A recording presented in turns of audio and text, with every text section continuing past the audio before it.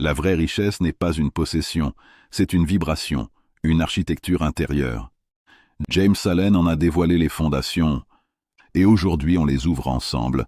Bienvenue sur Puissants Livres Oubliés, la chaîne qui redonne vie aux ouvrages rares et transformateurs. Dans cette vidéo, je te présente les 8 piliers de la richesse, un enseignement puissant de James Allen. Un auteur que beaucoup ont oublié, mais dont les mots peuvent changer une vie. Prépare-toi, ce livre ne parle pas d'argent, il parle de toi. Introduction.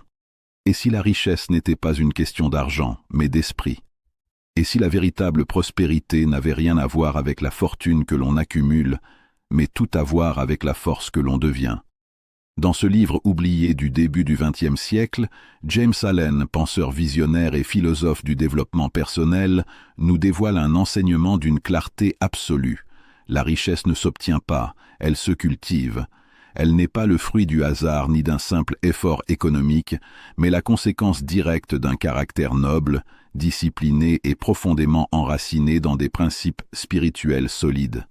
Allen, connu principalement pour son œuvre « As a man thinketh », l'homme est ce qu'il pense, fut l'un des premiers à relier la puissance de la pensée à la construction du destin.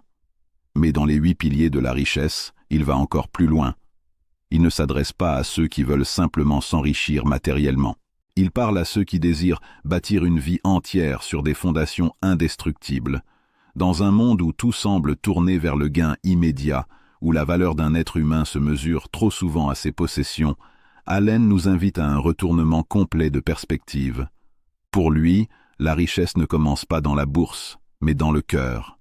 Elle naît d'une énergie intérieure, d'une droiture morale, d'une honnêteté radicale envers soi-même et envers les autres. Elle se construit jour après jour à travers le travail, la persévérance, la maîtrise de soi et l'amour du bien. Dans son regard, le riche véritable n'est pas celui qui possède beaucoup, mais celui qui maîtrise son esprit et ses actions, au point que la vie elle-même lui obéit. James Allen a vécu une existence modeste, retirée, loin des projecteurs. Il écrivait avec simplicité, presque en silence, dans une petite maison sur les côtes anglaises. Son œuvre, empreinte de spiritualité pratique, visait toujours à éveiller l'homme à sa grandeur intérieure. Il croyait que la prospérité n'était pas un privilège réservé à quelques-uns, mais une loi universelle, accessible à tous, à condition d'en comprendre les principes. Ce qu'il appelle les 8 piliers de la richesse sont ces lois. 8 vertus fondamentales, 8 fondations invisibles, mais essentielles sur lesquelles toute réussite durable repose. Chacune d'elles agit comme une pierre dans la construction de notre édifice intérieur. Sans elle, tout s'effondre.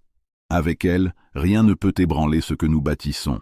Mais attention, dans ce livre, Allen ne nous parle pas de richesse au sens mondain. Il ne promet pas de miracle ni de raccourci. Il nous parle de transformation. Pour lui, devenir riche, c'est devenir maître de soi. C'est apprendre à canaliser ses forces, à ordonner ses pensées, à purifier ses intentions. C'est comprendre que l'univers répond à la vibration de notre caractère, pas à nos désirs passagers.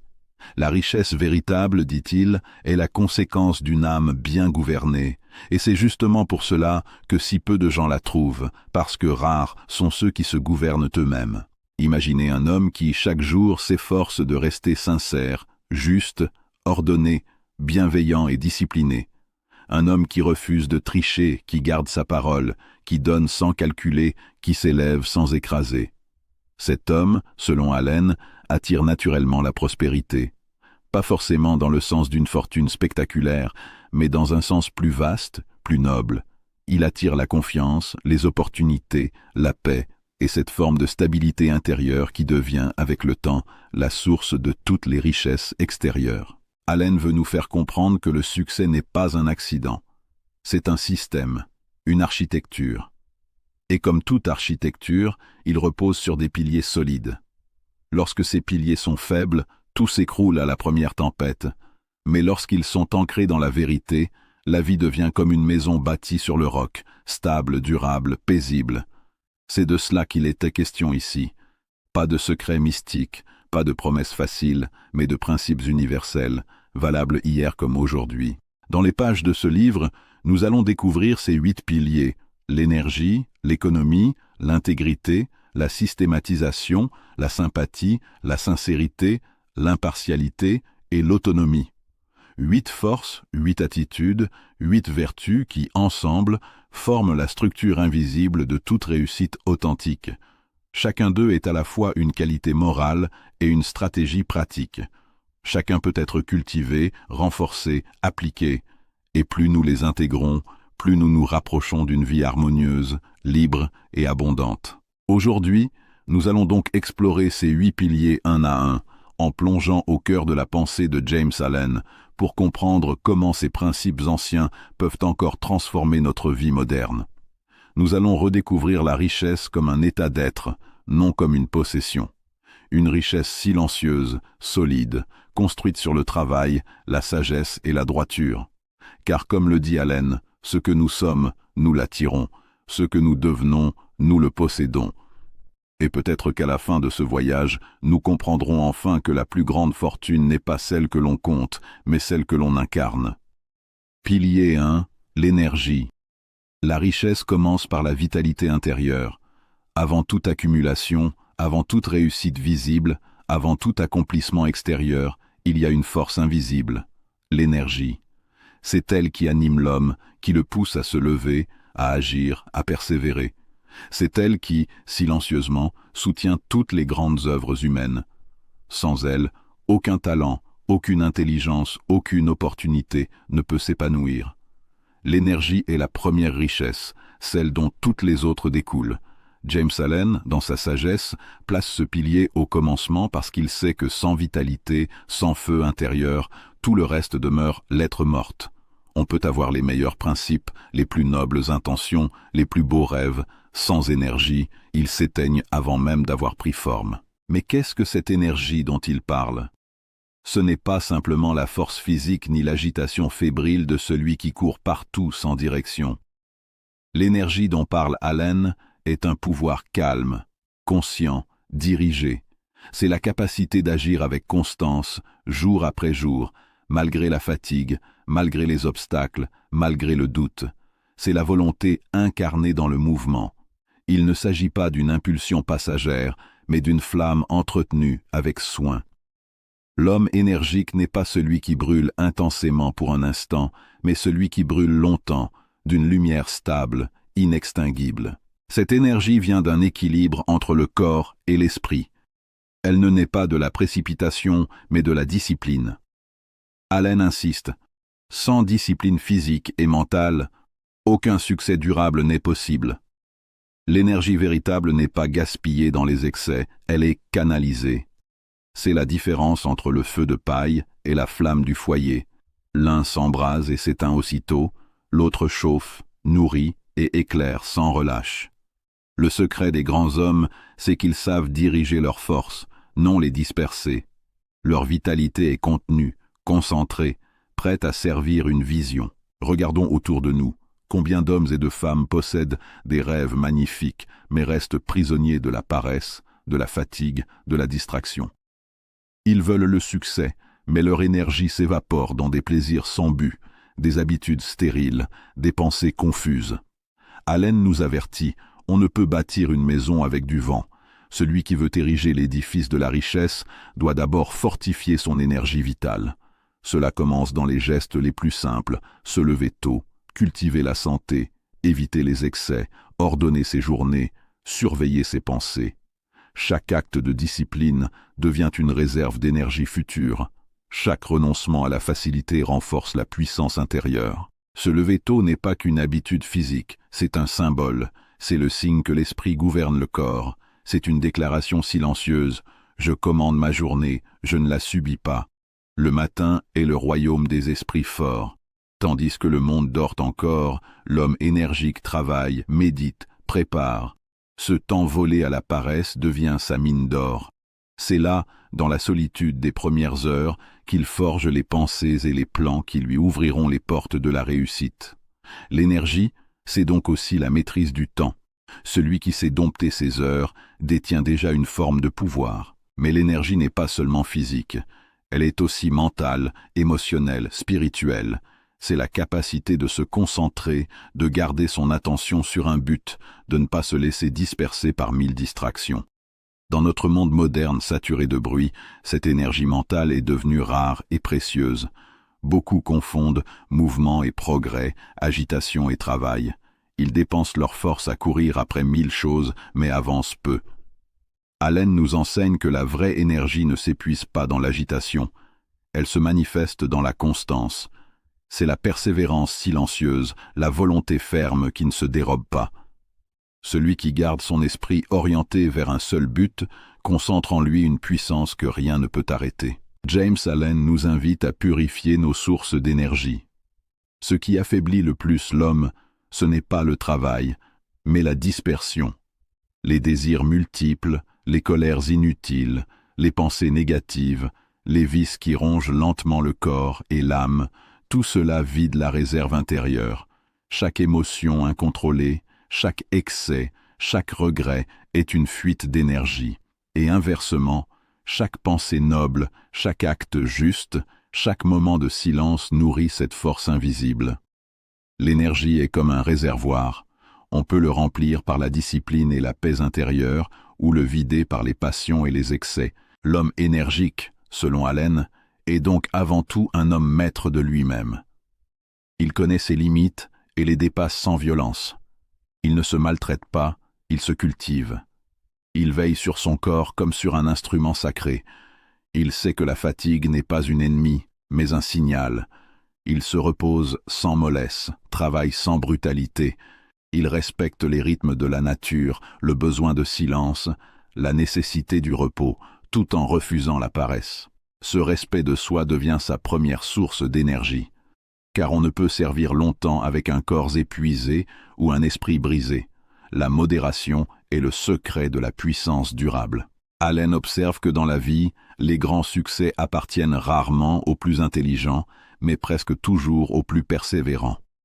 L'intelligence brille, l'énergie bâtit. Beaucoup de talents meurent faute d'endurance. Les idées, aussi brillantes soient-elles, ne valent rien si elles ne sont pas soutenues par la force d'agir. L'homme énergique n'attend pas l'inspiration. Il agit, même quand il ne se sent pas prêt. Son mouvement crée sa propre inspiration. L'action devient la prière de son âme. Il comprend que la vie récompense non pas ceux qui rêvent, mais ceux qui persistent. Mais cette énergie, pour être pure, doit être orientée. L'homme qui agit sans but gaspille sa force. L'énergie, sans direction, devient agitation. Allen nous pousse à unir la puissance et la clarté. Il faut savoir ce que l'on veut. C'est en fixant un but noble et précis que notre énergie prend une forme constructive. Sinon, elle s'éparpille dans 1000 entreprises stériles. La concentration, dit-il, est la sœur de l'énergie. Là où l'attention se fixe, la force se rassemble. Le succès est rarement une explosion, c'est une accumulation. Chaque jour, un peu d'énergie bien utilisée s'ajoute à la précédente, et au bout d'un temps, la montagne est gravie. La véritable énergie ne se voit pas toujours. Parfois, elle est silencieuse, tranquille, invisible. C'est la force de celui qui reste calme au milieu du chaos, qui continue d'avancer quand tout semble perdu. C'est la persévérance du semeur qui travaille la terre avant de voir le fruit. L'énergie spirituelle est la plus puissante de toutes, car elle ne dépend pas des circonstances. Elle vient d'une foi profonde en la vie, en soi, en la justice universelle. Allen croyait que chaque acte juste, chaque effort sincère, attire inévitablement son fruit. L'homme énergique ne se décourage pas parce qu'il sait que toute énergie investie dans le bien finit par revenir, multipliée. Pour nourrir cette énergie, il faut cultiver des pensées élevées. Les pensées basses affaiblissent, les pensées nobles renforcent. Chaque idée généreuse, chaque projet désintéressé devient une source de vitalité. C'est pourquoi Allen insiste tant sur la pureté de l'intention. On ne peut entretenir une énergie durable si l'on agit par égoïsme ou par vanité. Ces motivations épuisent. Elles consument l'âme au lieu de la nourrir. En revanche, l'homme qui agit par amour, par désir de servir, par volonté de s'élever, découvre une source inépuisable de force. L'amour, sous sa forme la plus haute, est l'énergie la plus puissante de l'univers. C'est lui qui soutient les héros, les inventeurs, les sages, les bâtisseurs. L'énergie véritable ne connaît pas la peur. Elle avance, même dans l'incertitude. Car la peur est une fuite d'énergie. Elle paralyse, elle fige, elle vide le cœur. James Allen nous appelle à transformer la peur en action, le doute en mouvement. Chaque fois que l'on agit malgré la crainte, on renforce sa vitalité. Chaque victoire sur soi-même, même minuscule, alimente cette flamme intérieure. Et à mesure qu'elle grandit, on découvre une vérité. L'énergie engendre la confiance, et la confiance nourrit encore l'énergie. C'est un cercle vertueux. L'homme qui agit se sent vivant, et l'homme vivant agit encore davantage. Cette force, cependant, doit être guidée par la raison. L'énergie sans sagesse devient destruction. Allen nous met en garde. Il ne s'agit pas d'être agité, violent ou dominateur. L'énergie véritable est équilibrée, harmonieuse, constructive. Elle ne cherche pas à écraser, mais à édifier. Elle s'exprime dans la maîtrise de soi, dans le travail bien fait, dans la constance silencieuse. L'homme énergique n'a pas besoin de démonstration, son œuvre parle pour lui. Son énergie rayonne dans ses actions, dans la qualité de sa présence, dans la solidité de ce qu'il construit. Enfin, Allen nous rappelle que l'énergie est contagieuse. Celui qui la possède inspire les autres. Sa vitalité devient un phare. Il réveille autour de lui des forces endormies, donne envie d'agir, de créer, de se dépasser. La richesse, au sens le plus large, commence là, dans cette capacité à élever l'énergie collective par la puissance de sa propre flamme. Chaque société, chaque entreprise, chaque famille a besoin d'hommes et de femmes capables d'irradier cette force tranquille. Ils deviennent les moteurs du progrès, les bâtisseurs silencieux du monde. Ainsi, le premier pilier de la richesse, l'énergie, n'est pas une simple qualité parmi d'autres, c'est la racine de toutes les vertus. Sans elle, l'économie devient avarice, l'intégrité s'affaiblit, la sympathie s'éteint, la sincérité se fane. Avec elle, tout reprend vie. L'énergie soutient la foi, fortifie la volonté, illumine l'esprit. Elle est le souffle de la création, la vibration de la réussite. Celui qui apprend à la cultiver possède déjà la moitié du chemin. Qu'il veille sur son corps, qu'il purifie ses pensées, qu'il oriente sa force vers un but juste, et la richesse, tôt ou tard, sera le reflet naturel de ce feu intérieur. Car la vie, dans sa justice silencieuse, donne toujours plus à ceux qui savent donner d'eux-mêmes. Et c'est cela, la première grande leçon de James Allen. La richesse commence par une énergie gouvernée, disciplinée, lumineuse, la force d'un être qui a décidé de vivre pleinement, consciemment, puissamment. Pilier 2. L'économie. L'économie n'est pas l'avarice. Elle n'est pas la peur de manquer, ni la froide obsession de compter chaque pièce. L'économie, telle que l'a décrit James Allen, est l'art sacré de gouverner les ressources de la vie avec sagesse. C'est la capacité de comprendre la valeur des choses, non leur simple prix. C'est la modération dans la dépense, la prévoyance dans la gestion, la discipline dans l'usage. Là où l'avarice enferme l'homme dans la peur et la petitesse, l'économie véritable l'élève vers la liberté et la dignité. L'avare accumule par crainte, l'homme économique préserve par conscience. L'un amasse en tremblant, l'autre planifie avec sérénité. Et cette distinction subtile est au cœur de la deuxième pierre que James Allen pose dans l'édifice de la richesse. Celui qui gaspille ne peut construire la richesse. C'est une loi simple, universelle, aussi certaine que la gravité. Le gaspillage est la dissipation de l'énergie, du temps, des ressources matérielles, c'est le signe d'un esprit désordonné. Gaspiller, c'est dire à la vie « Je ne respecte pas ce que tu m'as donné ». Allen nous rappelle que tout ce qui est mal utilisé finit par nous être retiré. La nature ne supporte pas le désordre. L'homme qui traite ses biens avec légèreté attire la pauvreté. Celui qui les gère avec soin attire la prospérité. L'économie est donc bien plus qu'une question financière, c'est une attitude mentale, un rapport spirituel à l'abondance. Dans la vision d'Allen, l'économie est une vertu de l'âme avant d'être une compétence de l'intellect. C'est la conscience tranquille de celui qui sait que chaque ressource, chaque heure, chaque talent, chaque pièce a une valeur et un but. Être économique, c'est ne rien gaspiller, ni son argent, ni son énergie, ni ses pensées. L'homme qui apprend à diriger ses dépenses matérielles apprend en même temps à gouverner ses émotions et ses désirs. La maîtrise extérieure reflète toujours la maîtrise intérieure. Voilà pourquoi ce pilier se trouve immédiatement après celui de l'énergie. L'un produit la force, l'autre la canalise. L'énergie sans économie s'épuise, l'économie sans énergie se fige. Ensemble, elles forment la base du pouvoir personnel. James Allen nous avertit que le désordre financier n'est jamais qu'un reflet d'un désordre intérieur. Celui qui vit au-dessus de ses moyens, qui dépense sans réflexion, qui cède à chaque impulsion d'achat, révèle un esprit indiscipliné. Ce désordre engendre l'anxiété, la dette, la dépendance et bientôt la perte de liberté.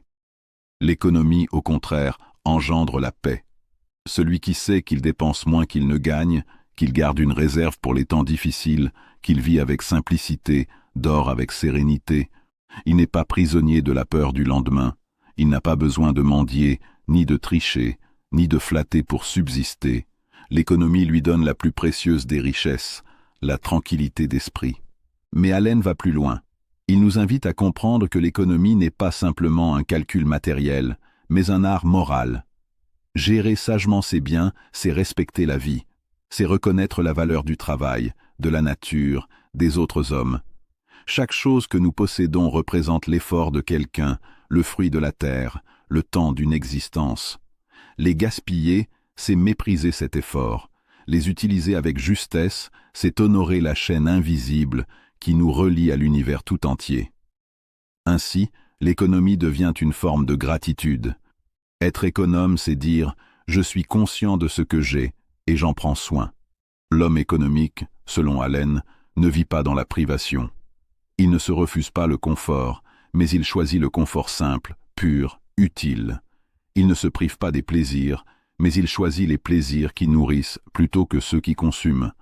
Il n'achète pas pour impressionner, mais pour servir un besoin réel. Il sait que la vraie richesse n'a jamais besoin d'être affichée. Elle se voit dans la stabilité, dans la paix, dans la dignité silencieuse de celui qui possède sans esclavage. L'économie libère parce qu'elle rompt le cycle de la dépendance. Celui qui dépense moins qu'il ne gagne devient maître de sa vie. Celui qui dépense plus en devient l'esclave.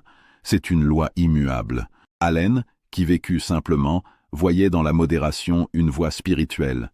Il écrivait « L'homme sobre dans ses désirs et prudent dans ses habitudes est celui que la vie comble naturellement. » Il savait que le monde moderne, déjà à son époque, poussait les individus à la surconsommation, à la recherche constante de nouveautés, à la confusion entre besoin et envie.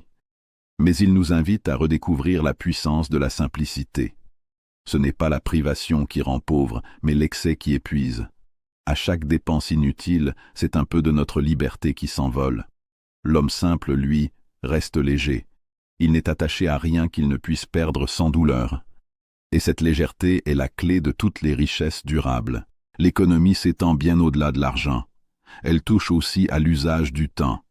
Combien d'heures, chaque jour, sont perdues dans des distractions, des conversations vaines, des activités sans direction. Le véritable homme économique sait que le temps est la monnaie la plus précieuse. Il la dépense avec sagesse, car il sait qu'elle ne revient jamais.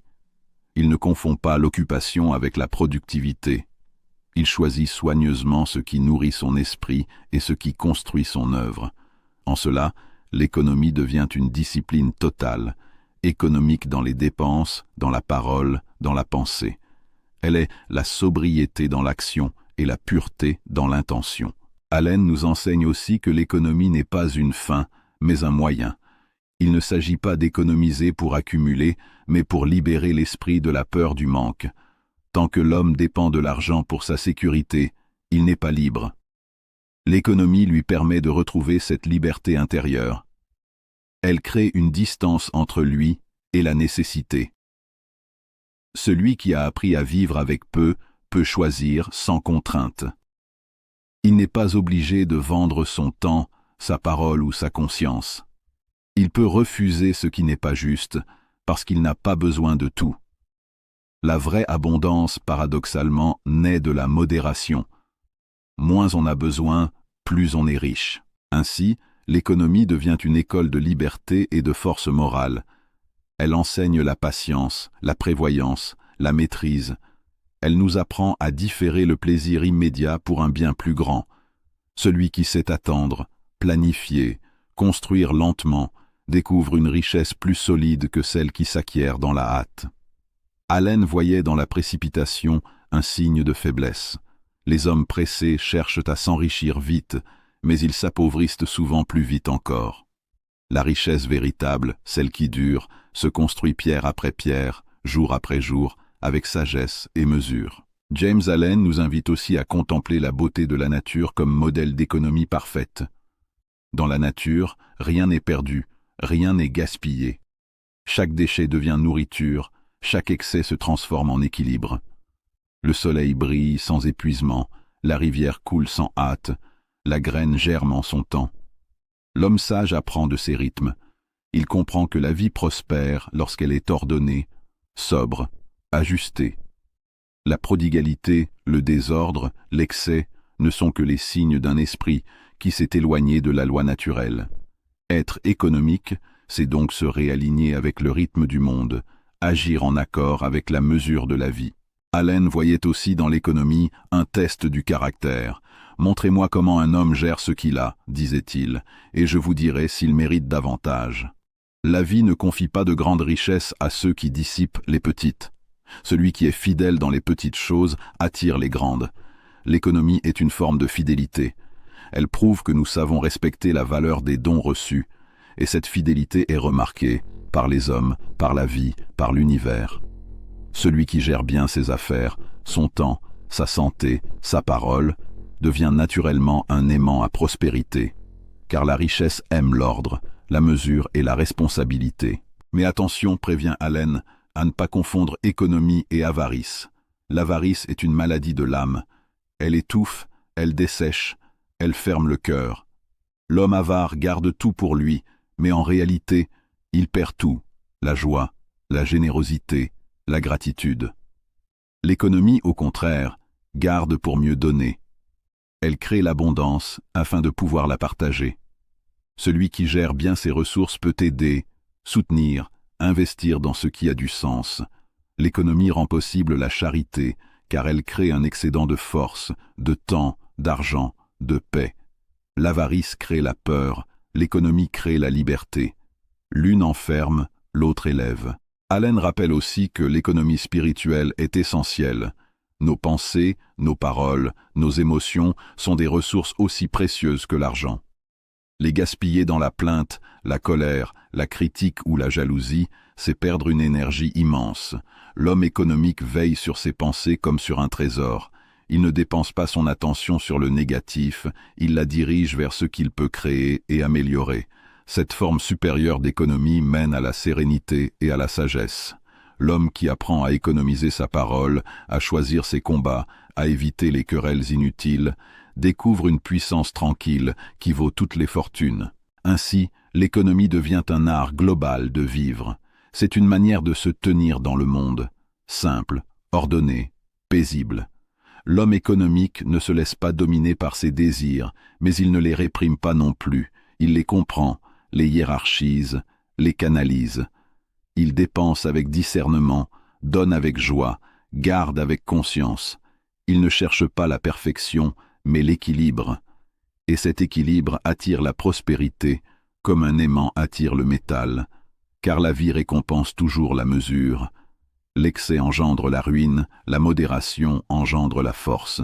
Pour James Allen, l'économie est donc une forme de sagesse incarnée. Elle nous apprend à reconnaître que tout est limité, notre temps, notre corps, nos ressources, et que c'est justement cette limite qui donne de la valeur à ce que nous possédons. Celui qui comprend cela cesse de gaspiller, il devient attentif, reconnaissant, sobre. Et dans cette sobriété, il découvre une joie plus profonde que celle que procurent les excès. La joie de maîtriser sa vie, de se sentir libre, de ne dépendre de rien ni de personne. Celui qui vit selon le pilier de l'économie se tient au centre de sa propre existence comme un gardien bienveillant. Il ne s'agite pas, il ne craint pas, il ne désire pas plus qu'il ne lui faut. Il comprend que la richesse ne consiste pas à posséder toujours davantage, mais à utiliser avec sagesse ce que l'on a déjà. Et plus il vit ainsi, plus la vie lui confie de responsabilités, de ressources, d'abondance, car elle sait qu'il en fera bon usage. Le désordre attire la perte, la mesure attire le gain.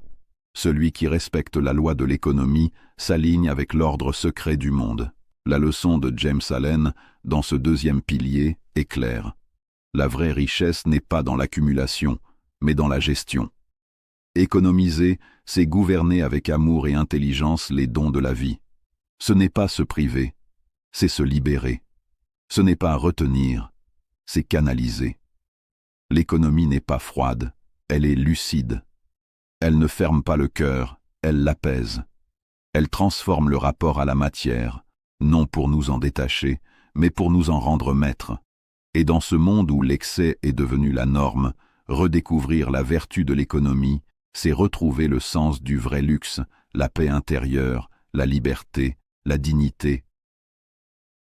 Pilier 3. L'intégrité. L'intégrité est la racine invisible de toute prospérité durable. Sans elle, aucune richesse ne tient, aucun empire ne perdure, aucune réputation ne résiste au temps. Elle est la fondation silencieuse sur laquelle repose toute construction solide, qu'il s'agisse d'une entreprise, d'une carrière, d'un couple ou d'une vie. James Allen enseigne que la véritable fortune n'est pas celle qui se mesure en chiffres, mais celle qui repose sur l'honnêteté, la justice et la droiture du cœur. L'homme intègre n'a peut-être pas toujours les apparences de la réussite immédiate, mais il détient le secret de la stabilité, de la paix et de la confiance. Car tôt ou tard, le monde rend toujours à chacun le fruit exact de ses intentions. On ne peut récolter le bien d'une graine de mal, écrit Allen avec une simplicité désarmante. Et cette loi, plus ferme que toutes les constitutions humaines, gouverne invisiblement le destin de chacun. L'intégrité n'est pas une simple vertu morale, c'est une puissance créatrice. Elle relie l'homme à la force de l'univers, à la vérité qui soutient tout ce qui vit. L'honnêteté, dans la pensée et dans l'action, attire les forces de la vie vers celui qui la pratique. Elle inspire la confiance, la coopération, l'harmonie. Là où l'hypocrisie et la tromperie divisent, l'intégrité rassemble. Elle est la lumière qui éclaire le chemin, même dans les moments les plus sombres. Allen nous rappelle que la richesse obtenue par le mensonge est semblable à une maison construite sur du sable. Elle peut briller un instant sous le soleil, mais la première tempête la renverse. L'homme peut tromper le monde pour un temps, mais jamais la loi de la vie. Ce que l'on sème en secret, on le récolte toujours en plein jour. Être intègre, c'est vivre en accord avec soi-même, sans duplicité, sans déguisement. C'est refuser de trahir sa conscience, même lorsque cela coûte. Car la véritable pauvreté, disait Allen, n'est pas le manque d'argent, mais la perte de l'honneur. L'homme qui ment pour gagner un peu plus d'or vend son âme pour un prix dérisoire. Il peut tromper les autres, mais il ne peut échapper à sa propre ombre. Chaque trahison laisse une fissure dans l'esprit, une fatigue dans le cœur, une lourdeur dans la conscience. À l'inverse, celui qui agit avec droiture marche léger, même s'il possède peu. Il n'a rien à cacher, rien à craindre, rien à justifier.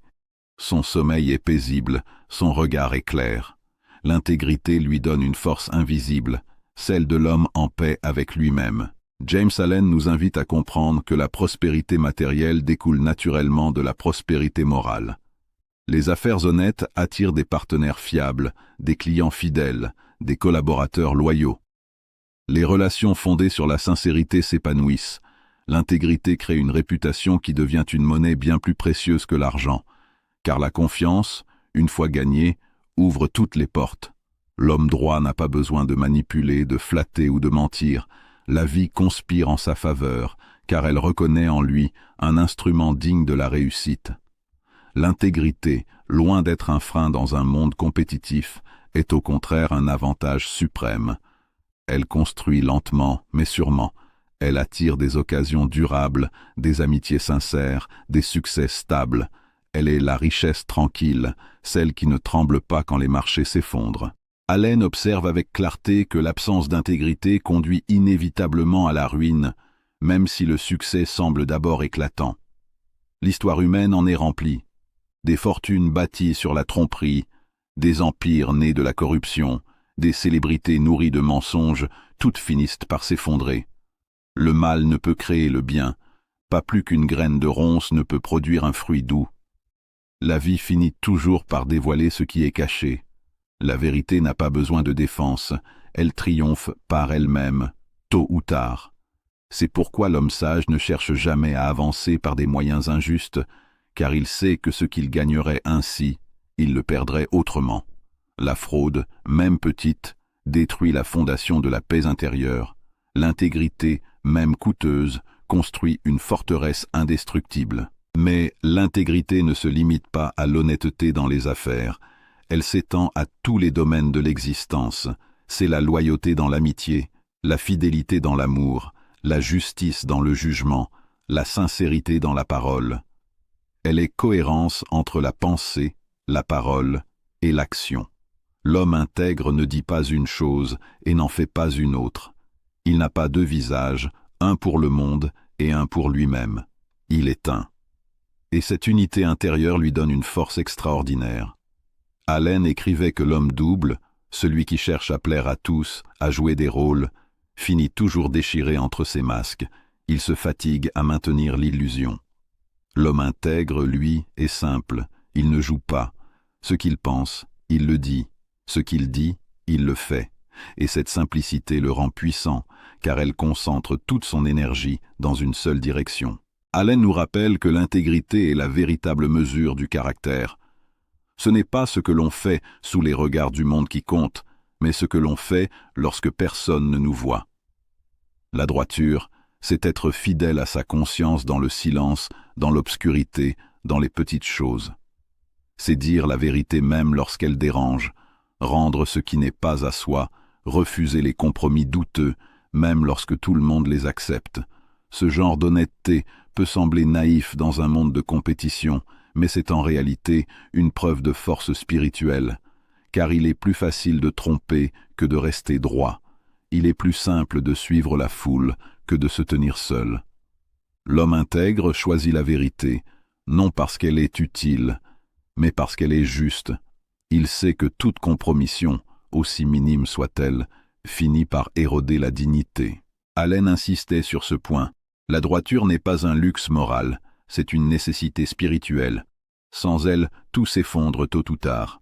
L'homme malhonnête vit dans la peur constante d'être découvert, dans la tension d'un mensonge à entretenir. Il devient son propre geôlier. Il dépense son énergie à se justifier, à cacher, à mentir encore. L'homme intègre, lui, est libre. Il n'a rien à cacher, rien à craindre. Son esprit est clair, disponible, créatif. Il avance sans regard en arrière. Cette liberté mentale est la vraie richesse. L'intégrité rend l'esprit transparent comme un ciel d'été. Rien ne le trouble, car tout y est à sa place. Le mensonge, en revanche, obscurcit la pensée, trouble la parole, corrompt le cœur. Même si l'homme malhonnête semble triompher, son triomphe est un mirage. Il récoltera tôt ou tard ce qu'il a semé.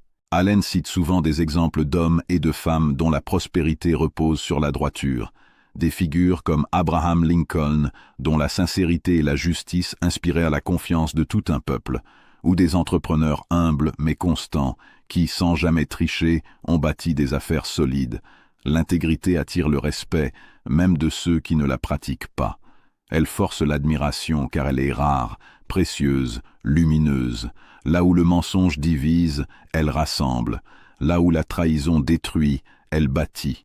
Le monde peut parfois sembler dominé par la ruse, mais en profondeur, ce sont toujours les hommes droits qui en assurent la continuité. Ils sont les colonnes invisibles de la civilisation, les garants de la confiance, les gardiens silencieux de la justice. Pour James Allen, l'intégrité est aussi un acte de foi. C'est croire que la vérité suffit.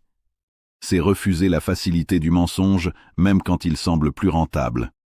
C'est se tenir dans la lumière, même quand elle brûle. C'est faire confiance à la loi du bien, à cette force morale de l'univers qui rend à chacun selon sa conduite. L'homme intègre ne dépend pas de la ruse, car il sait que la vie le soutient. Il ne cherche pas à manipuler les circonstances, car il a foi dans la justice immanente. Cette foi tranquille lui donne un pouvoir immense.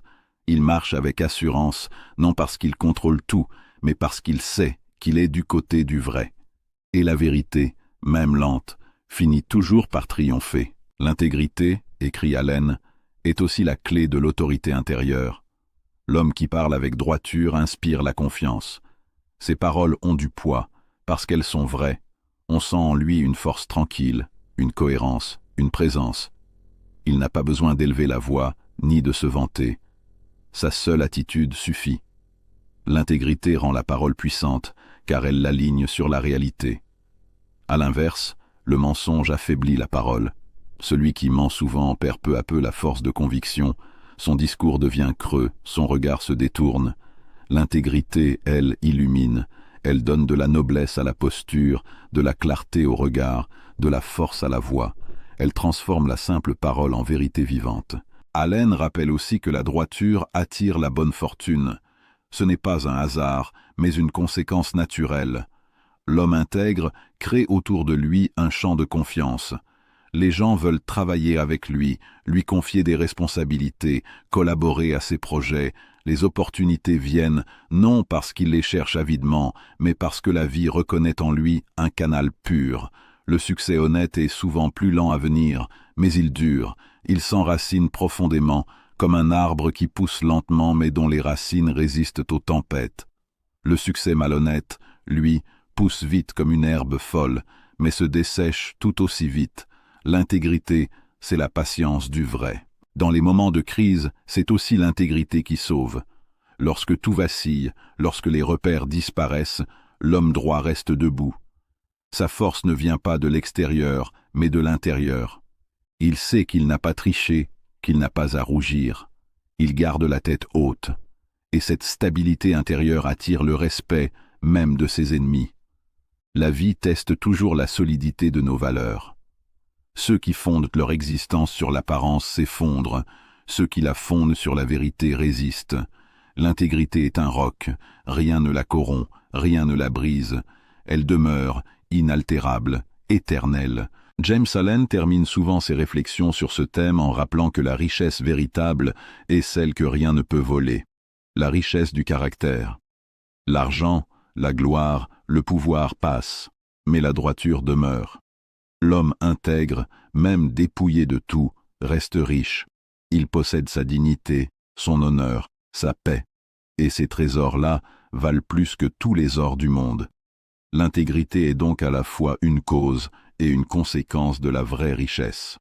Elle attire la prospérité, mais elle la dépasse. Car la plus haute forme de richesse, c'est de se sentir en accord avec soi-même, avec la vie, avec la vérité. Ainsi, le troisième pilier de la richesse, selon James Allen, s'élève comme une colonne lumineuse entre le ciel et la terre. Il relie l'homme au divin par la pureté de son intention. Il nous enseigne que l'honnêteté n'est pas un idéal naïf, mais une loi vivante, que la droiture n'est pas un frein, mais un chemin, que la vérité, même combattue, finit toujours par triompher. L'homme intègre marche sans peur, car il sait que le bien qu'il sème, il le récoltera. Et même si le monde semble parfois récompenser le mensonge, la justice de la vie, elle, ne se trompe jamais. L'intégrité est la lumière qui ne s'éteint pas, la force qui ne trahit jamais, la clé de toute richesse qui dure. Pilier 4. La systématisation. La richesse aime l'ordre et fuit la confusion. Là où règne le désordre, l'improvisation et la dispersion, la réussite ne peut s'épanouir. James Allen nous enseigne que l'ordre extérieur est le reflet direct de l'ordre intérieur, et que tout homme qui aspire à la prospérité doit d'abord apprendre à systématiser sa pensée, ses habitudes, ses actes. Rien de grand ne s'accomplit dans le chaos. Toute œuvre durable, qu'elle soit matérielle ou spirituelle, repose sur une organisation claire, une méthode patiente, une discipline constante. Le hasard n'engendre rien de stable. Le succès est la conséquence naturelle d'un ordre bien établi, d'un esprit méthodique qui sait diriger ses forces plutôt que de les gaspiller. La systématisation n'est pas une contrainte, mais une libération. Elle ne tue pas la créativité, elle lui donne un cadre où s'épanouir. L'ordre n'est pas l'ennemi de l'inspiration, mais son allié. L'esprit humain, livré à lui-même, tend à s'éparpiller. Il saute d'une idée à une autre, d'un projet à un autre, sans jamais aller au bout. Allen observe que la plupart des échecs viennent non pas du manque de talent, mais du manque d'organisation. Beaucoup rêvent, imaginent, planifient vaguement, mais peu savent transformer la vision en système. La richesse, comme toute réussite, aime la structure. Un plan, une méthode, un rythme. Celui qui sait ordonner ses pensées ordonne sa vie. L'homme méthodique n'agit pas au hasard. Il sait où il va, pourquoi il y va et comment il compte s'y rendre. Chaque jour, il avance d'un pas régulier, sans précipitation inutile, sans agitation stérile. Il ne se laisse pas distraire par les urgences du moment, car il a défini ses priorités. Allen insiste. Un homme sans système est comme un navire sans gouvernail, à la merci des vents et des courants. Tant que la vie n'est pas ordonnée, elle est subie. La systématisation, c'est reprendre la barre de son existence, c'est refuser d'être emporté par le flux du hasard. Mais cette méthode ne se limite pas à l'organisation du travail. Elle commence dans la pensée. L'esprit lui-même doit être discipliné, structuré, orienté. Allen écrit que la confusion mentale est l'une des causes les plus profondes de la pauvreté.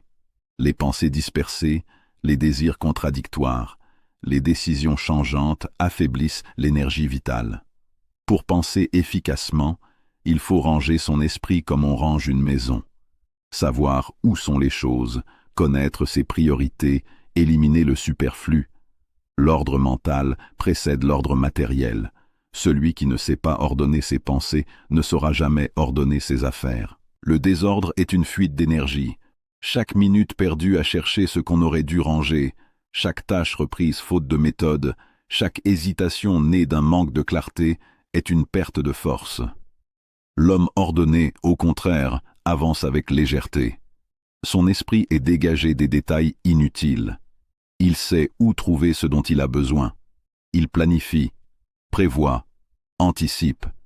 Cette rigueur ne le rend pas rigide, elle le rend efficace. Il gagne du temps, de l'énergie, de la paix intérieure. L'ordre n'est pas seulement une habitude pratique, c'est une attitude spirituelle, celle de l'esprit qui a compris que la vie elle-même obéit à des lois, à des rythmes, à une harmonie. James Allen nous enseigne que la nature est l'exemple suprême de la systématisation. Rien n'y est laissé au hasard. Les saisons se succèdent avec précision, les astres suivent leurs orbites, les plantes croissent selon un ordre précis. L'univers tout entier est une symphonie d'équilibre et de cycles.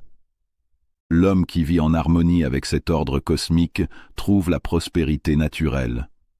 Celui qui vit dans le désordre s'éloigne de la loi de la vie et récolte confusion, perte et fatigue. La richesse véritable ne naît pas du chaos, elle est la conséquence d'une vie réglée, alignée, consciente. Allen observe que les grands bâtisseurs, les inventeurs, les sages et les chefs d'entreprise qui ont laissé une trace durable étaient tous des hommes d'ordre. Leur génie ne consistait pas seulement à avoir de grandes idées, mais à les systématiser. Ils savaient planifier, exécuter, perfectionner. Ils avaient compris que le génie sans méthode est comme un fleuve sans lit. Il se perd dans la boue. La méthode donne une direction, une forme, une efficacité. Ce n'est pas la rigueur qui tue la créativité, c'est le désordre. Le véritable créateur est celui qui sait dompter l'inspiration pour en faire une œuvre. Systématiser sa vie, c'est aussi apprendre à hiérarchiser. Tout ne peut pas être fait à la fois. Allen recommande de classer les tâches selon leur importance, de commencer par l'essentiel et de terminer par l'accessoire. L'esprit devient alors clair, concentré, apaisé. Beaucoup échouent parce qu'ils s'épuisent dans des détails avant d'avoir posé les fondations. Ils veulent tout faire, tout de suite, et finissent par ne rien faire de durable. La systématisation enseigne la patience et la progression. Chaque chose a son temps, chaque but a ses étapes. Celui qui avance méthodiquement atteint plus sûrement le sommet que celui qui court dans tous les sens. L'ordre s'exprime aussi dans la gestion du temps. Allen insiste, la richesse fuit ceux qui ne respectent pas le temps. Le désordre des journées entraîne le désordre des résultats. Le temps est la monnaie de la vie, et celui qui ne sait pas la gérer reste pauvre, quelle que soit sa fortune matérielle. Systématiser son temps, c'est créer des habitudes constructives, se lever à heure fixe, consacrer chaque moment à une tâche précise, éviter la procrastination, donner un rythme à son existence. L'homme ordonné devient maître de son temps, et donc maître de sa vie. Mais la systématisation pour Allen ne signifie pas rigidité. L'ordre véritable est vivant, flexible, intelligent. Il s'adapte aux circonstances sans se perdre. Il ne s'agit pas d'être prisonnier d'un emploi du temps, mais d'avoir une structure qui soutient la liberté. Le désordre se déguise souvent en liberté, mais il n'en est qu'une caricature. Le véritable homme libre est celui qui se donne des règles. L'ordre crée l'espace où la créativité peut s'exprimer sans chaos. L'esprit ordonné peut improviser, car il sait sur quelle base il repose. C'est le désordre qui paralyse, non l'ordre. Allen rappelle aussi que l'ordre extérieur reflète toujours l'ordre intérieur. La manière dont un homme entretient sa maison, son bureau, ses outils ou son corps dit beaucoup sur son esprit. Un environnement désordonné trahit une pensée confuse, un esprit éparpillé. À l'inverse, un espace clair et harmonieux stimule la concentration, invite à la sérénité. C'est pourquoi les sages de toutes les traditions insistent sur la propreté, la simplicité, la clarté des lieux de vie. Ranger son espace, c'est ranger son esprit. Nettoyer sa maison, c'est purifier sa pensée. Chaque objet à sa place devient un symbole de l'harmonie intérieure. L'homme systématique apprend aussi à ordonner ses relations. Il choisit ses amitiés avec discernement, s'entoure de personnes qui partagent ses valeurs, qui élèvent son énergie. Il sait dire non à la dispersion, non aux influences qui troublent sa paix. L'ordre relationnel est aussi important que l'ordre matériel, car les compagnies que l'on garde façonnent notre esprit autant que nos lectures. Allen conseille de cultiver des liens simples, sincères, structurants. Les relations basées sur la clarté et la loyauté nourrissent la stabilité intérieure.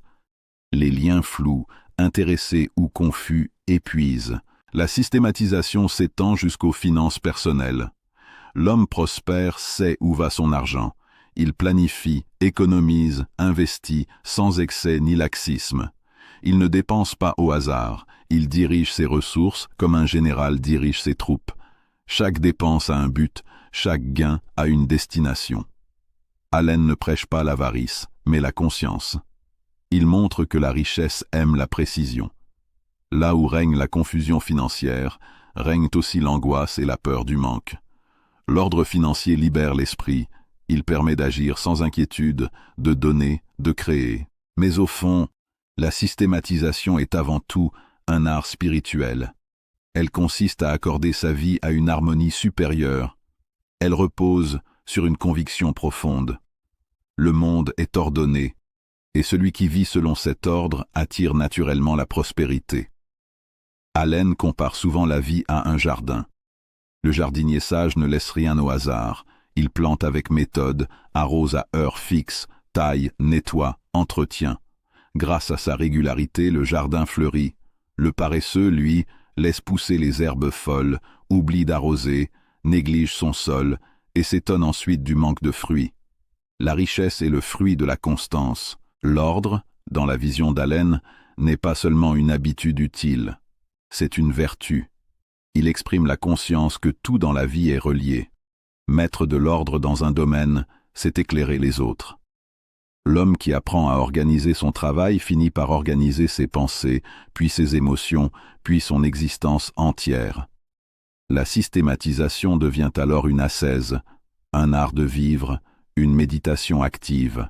Chaque tâche accomplie avec méthode devient un acte spirituel. Ranger, planifier, classer, nettoyer ne sont plus des corvées, mais des prières silencieuses adressées à l'ordre divin. Allen nous avertit toutefois, le désordre est tenace car il naît de la paresse mentale. Beaucoup cherchent la réussite sans vouloir de structure. Ils espèrent des résultats sans méthode, des récoltes sans semailles. Mais la loi de la vie est immuable. On récolte ce que l'on sème et la moisson obéit à l'ordre. L'homme qui refuse la discipline sème le chaos. Celui qui accepte la méthode sème la paix. L'ordre n'est pas une punition, c'est une grâce. C'est la main invisible qui guide les efforts vers la réussite. Dans les moments difficiles, c'est encore la systématisation qui soutient l'homme. Quand la fatigue, le doute ou les obstacles surviennent, la méthode prend le relais de la motivation. L'habitude d'agir, l'ordre des priorités, le rythme établi maintiennent la progression. L'homme ordonné n'a pas besoin d'attendre l'inspiration pour avancer. Il avance parce que c'est son système, son chemin, son mode de vie. Cette régularité devient une force inébranlable. Tandis que les autres s'arrêtent pour réfléchir, il continue à bâtir, patiemment, méthodiquement, implacablement. Ainsi, la systématisation est l'art de faire de l'ordre une habitude sacrée. C'est le secret caché de l'efficacité, le moteur silencieux de la prospérité. Elle transforme la confusion en clarté, la dispersion en direction, le chaos en puissance. Elle est le 4e pilier de la richesse, selon James Allen, celui sur lequel reposent la stabilité, la constance et la maîtrise. Rien de grand ne s'accomplit dans le désordre, car la grandeur n'est pas un éclat, mais une structure. Celui qui apprend à systématiser sa vie transforme chaque journée en marche vers la plénitude. La richesse, alors, devient non pas un hasard, mais la conséquence naturelle d'un esprit ordonné, calme, discipliné. Car la richesse, comme la lumière, ne peut résider dans le chaos. Elle naît dans l'ordre, s'épanouit dans la méthode et rayonne dans la clarté. Pilier 5. La sympathie. Être riche, c'est aussi être connecté aux autres. James Allen, dans sa vision de la prospérité véritable, insiste sur un principe souvent négligé par ceux qui poursuivent la richesse matérielle, la sympathie. Ce mot, dans son sens le plus noble, ne signifie pas seulement bonté ou douceur, mais une profonde compréhension du cœur humain, une disposition intérieure à coopérer, à ressentir, à partager. La sympathie est le lien invisible qui unit les êtres dans la trame de la vie. Elle est la loi secrète qui gouverne les relations humaines et, par extension, toute forme de succès durable. Car aucun homme ne prospère seul. L'isolement, la froideur, l'égoïsme sont les pierres tombales de la vraie richesse. La sympathie, selon Allen, est la plus haute expression de l'intelligence pratique. L'homme qui comprend les autres, qui sait écouter, encourager, aider, attire naturellement la confiance, et avec elle les opportunités. La prospérité n'est pas une conquête solitaire, mais une symphonie d'échanges. L'argent, les affaires, les projets, tout cela circule entre les hommes. Et là où règne la méfiance, la dureté ou l'indifférence, les canaux de cette circulation se ferment. À l'inverse, celui qui sait tisser des liens sincères devient un centre d'attraction. Les gens aiment travailler avec lui, le recommander, l'aider à réussir. La richesse sociale précède la richesse matérielle parce qu'elle en est la source vivante. James Allen observe que la sympathie véritable ne se réduit pas à un simple charme ou à une politesse superficielle. Ce n'est pas un masque ni une stratégie. C'est une disposition intérieure, une qualité d'âme. Elle vient de la reconnaissance profonde que tous les êtres partagent les mêmes luttes, les mêmes espoirs, les mêmes peurs. L'homme sympathique voit en autrui un frère, non un rival. Il ne cherche pas à dominer, mais à comprendre. Il sait que la coopération élève, tandis que la compétition excessive abaisse. L'égoïste peut gagner des batailles, mais il perd la guerre de la vie, car il reste seul. L'homme sympathique, lui, s'entoure de cœurs loyaux, et sa réussite devient collective, donc stable. La sympathie est le ciment invisible de la société. Elle relie les individus, adoucit les conflits, rend possible la confiance sans laquelle aucune entreprise ne prospère. Allen rappelle que les affaires les plus solides reposent sur la loyauté et le respect mutuel. Là où règne la suspicion, la tricherie ou la malveillance, tôt ou tard tout s'écroule. La sympathie crée un climat où la parole a du poids, où l'engagement a du sens, où chacun se sent reconnu. C'est dans cette atmosphère que naissent les collaborations fécondes et les fortunes durables. L'homme sympathique n'a pas besoin d'imposer son autorité, elle lui est naturellement accordée, parce que les autres sentent sa droiture et sa bienveillance. Mais la sympathie ne s'exerce pas seulement dans les grandes choses. Elle s'exprime dans les gestes simples, dans la manière de parler, de regarder, de se comporter. C'est une attention constante, une délicatesse de cœur qui s'étend à tous, à l'employé, aux clients, aux collègues, à l'étranger. Allen écrit que le succès d'un homme dépend souvent de la chaleur qu'il répand autour de lui. Cette chaleur, c'est la sympathie. Un mot aimable, un sourire sincère, un acte de compréhension peuvent ouvrir plus de portes que des années d'efforts solitaires. La sympathie est une force magnétique subtile. Elle attire ce qui lui ressemble. L'homme sympathique attire la bonne volonté, la coopération, la chance. James Allen distingue aussi la vraie sympathie de la faiblesse. Être sympathique, ce n'est pas céder à tout ni approuver l'injustice. C'est garder un cœur ouvert sans renoncer à la lucidité. L'homme sympathique comprend sans se laisser manipuler, aide sans se sacrifier inutilement, donne sans attendre de retour. Sa force réside dans son équilibre. Il ne juge pas, mais il discerne. Il ne rejette pas, mais il sait se protéger. La sympathie n'est pas la complaisance, c'est une intelligence du cœur qui sait reconnaître la valeur humaine en chacun tout en demeurant fidèle à ses principes. Allen observe que dans le monde des affaires comme dans la vie sociale, ceux qui réussissent le mieux à long terme ne sont pas les plus agressifs, mais les plus coopératifs. L'égoïsme et la dureté peuvent engendrer un succès rapide, mais éphémère. La sympathie, elle, construit des ponts durables. Le client fidèle, l'associé loyal, l'ami sincère, voilà les vraies richesses d'un homme. Elles ne s'achètent pas, elles se méritent. Et elles ne s'obtiennent que par cette qualité de cœur qu'est la sympathie. La richesse matérielle sans richesse humaine est une pauvreté déguisée. Être sympathique, c'est aussi savoir pardonner. Allen écrit que la rancune empoisonne l'esprit et attire la misère. Celui qui garde de la colère ferme la porte à la prospérité. Le pardon, au contraire, libère l'énergie, restaure la clarté mentale, attire la paix. L'homme sympathique ne nourrit pas les blessures, il les transforme en compréhension. Il sait que chaque être agit selon son niveau de conscience et que juger l'autre, c'est s'enfermer soi-même dans la négativité. La sympathie transforme les conflits en leçons, les ennemis en maîtres, les blessures en croissance. Dans la vision d'Allen, la sympathie est aussi une forme de sagesse. Elle reconnaît l'interdépendance de toute chose. Aucun être, aucune entreprise, aucune nation ne peut prospérer seule. Tout est lié. Le riche a besoin du travailleur, le travailleur du riche, le chef de l'équipe du chef. La sympathie comprend cette loi d'équilibre. Elle cherche le bien commun, sachant que le bien individuel en découle naturellement.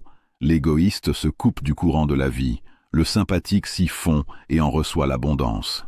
Dans le monde moral comme dans le monde économique, l'égoïsme est une entrave, la sympathie une expansion. L'homme sympathique rayonne, il devient une source d'influence positive. Sans discours, sans effort apparent, il inspire la confiance. Les gens aiment être près de lui parce qu'ils sentent qu'ils sont compris, respectés, valorisés. Allen compare cette qualité à une lumière intérieure. La sympathie éclaire la route des autres, et par ce même éclat illumine celle de celui qui la porte. Cette lumière n'a rien de sentimental. Elle est la manifestation d'une âme équilibrée, apaisée, en harmonie avec elle-même et avec la vie. Allen va plus loin encore. La sympathie est un pouvoir créateur. Elle attire non seulement des amitiés, mais aussi des circonstances favorables. L'univers répond à la vibration que nous émettons. La haine attire la haine, la peur attire la peur, mais la sympathie attire l'abondance.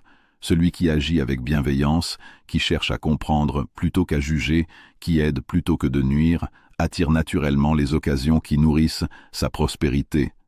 Ce n'est pas une superstition, c'est une loi spirituelle.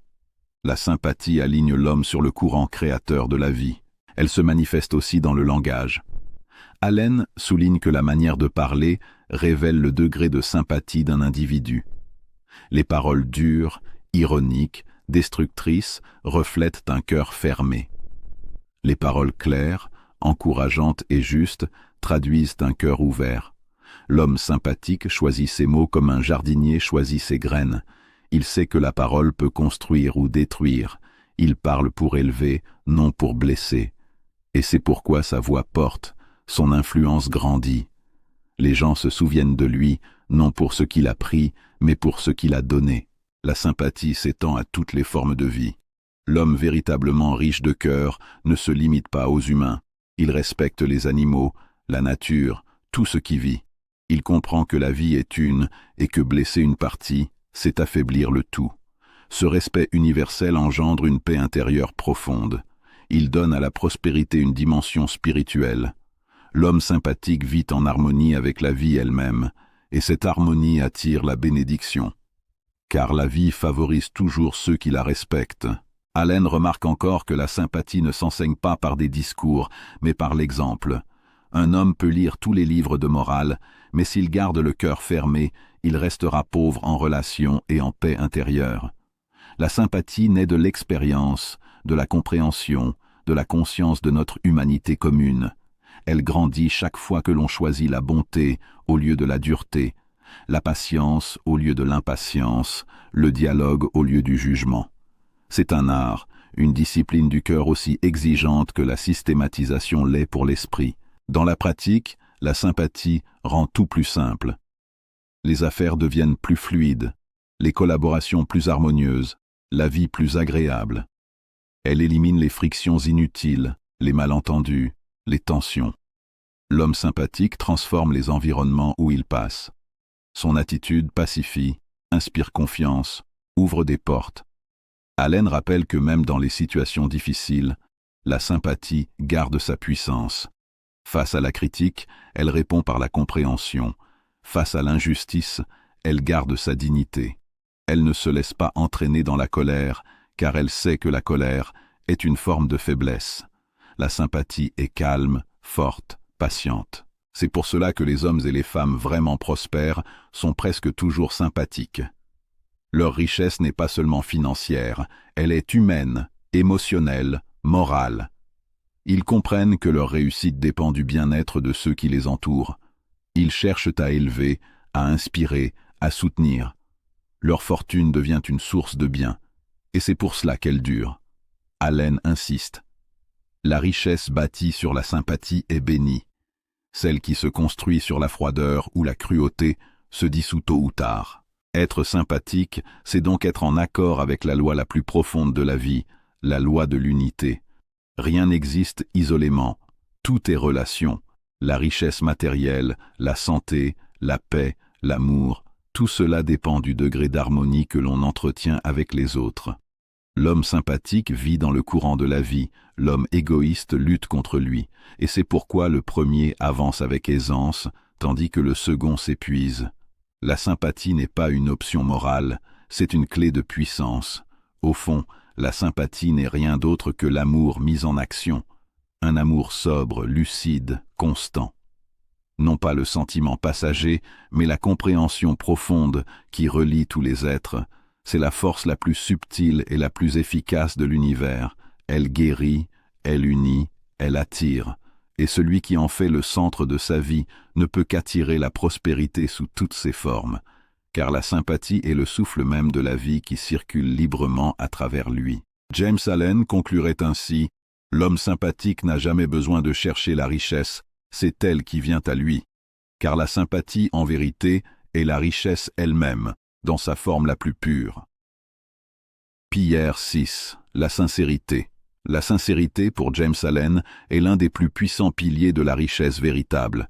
Elle n'est pas une simple vertu morale, mais une force vivante, une énergie intérieure qui donne de la solidité à tout ce que l'on entreprend. Être sincère, c'est être vrai, non pas seulement en parole, mais en intention, en pensée, en acte. C'est refuser les masques, les compromis de façade, les jeux de rôle qui séduisent un instant, mais détruisent sur la durée. Allen écrit que la vérité finit toujours par percer et que celui qui s'en éloigne ne construit jamais que sur du sable. La sincérité, au contraire, est une fondation de roc. Tout ce qui est sincère dure, tout ce qui est faux finit par s'effondrer.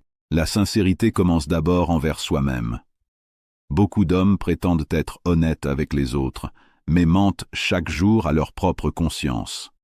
Ils se trompent sur leur motivation, justifient leurs faiblesses, déguisent leurs désirs derrière de nobles intentions. Mais la vie n'est pas dupe. Ce que l'on cache en soi finit toujours par se manifester à l'extérieur. Être sincère avec soi-même, c'est oser se regarder sans mensonge, sans fard, sans excuse. C'est reconnaître ses failles, ses limites, ses erreurs, non pour s'en accabler, mais pour en faire un point de départ. La sincérité est une lumière intérieure qui dissipe les illusions et éclaire le chemin de la croissance. James Allen rappelle que l'homme sincère n'a pas besoin de se souvenir de ses paroles, car elles sont vraies. Il n'a pas à jouer un rôle, car il vit en accord avec ses convictions. Sa parole et son être ne font qu'un. Il n'a rien à cacher, rien à feindre, et cette transparence intérieure devient une puissance extérieure. Les autres sentent qu'ils peuvent lui faire confiance. Son regard inspire la paix, sa présence rassure. La sincérité dégage une autorité naturelle parce qu'elle s'enracine dans la vérité. On peut contester les idées d'un homme sincère, mais jamais sa droiture. Même ses adversaires reconnaissent sa cohérence. Dans un monde rempli de simulations, de fausses images et de duplicité, la sincérité est une rareté précieuse. Allen voit en elle une forme de courage spirituel. Il faut du courage pour être vrai, surtout lorsque la vérité dérange, lorsqu'elle coûte quelque chose, lorsqu'elle met en jeu notre réputation ou nos avantages. Mais ce courage-là forge des êtres solides, respectés, inébranlables. Ceux qui trichent avec la vérité gagnent parfois du temps, mais ils perdent l'essentiel, la confiance. Et sans confiance, il n'y a ni relation durable, ni entreprise stable, ni paix intérieure. La sincérité est donc la racine même de la confiance, et la confiance, à son tour, est la monnaie invisible de la réussite. Être sincère, ce n'est pas dire tout ce que l'on pense, c'est penser tout ce que l'on dit. C'est parler avec clarté et agir avec intégrité. L'homme sincère ne promet pas ce qu'il ne peut tenir, ne flatte pas pour plaire, ne ment pas pour s'en sortir. Il préfère perdre un avantage que sa dignité. Il sait que chaque mensonge, même petit, crée une fissure dans le mur de sa force morale. Allen écrit « L'homme sincère marche droit, même lorsqu'il est seul, car il sait que la vérité est sa compagne et sa défense. » Ce type d'homme finit toujours par s'élever, car la vie récompense la droiture. Le monde peut être lent à reconnaître la valeur d'un être sincère, mais il finit toujours par le faire. La sincérité attire ce qu'elle est. Elle attire des personnes vraies, des alliances solides, des opportunités justes. L'homme sincère ne perd pas son énergie dans la manipulation, la dissimulation ou la peur d'être découvert. Il avance avec confiance, car il sait que sa force est intérieure.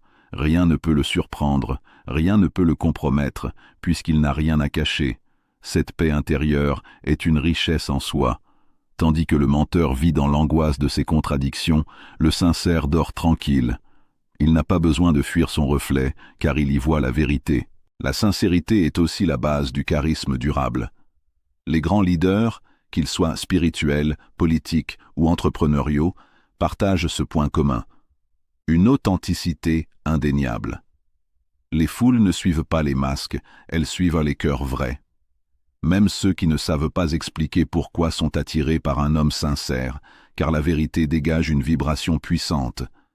Elle traverse les mots, les gestes, les silences. L'authenticité touche parce qu'elle est rare, parce qu'elle est pure.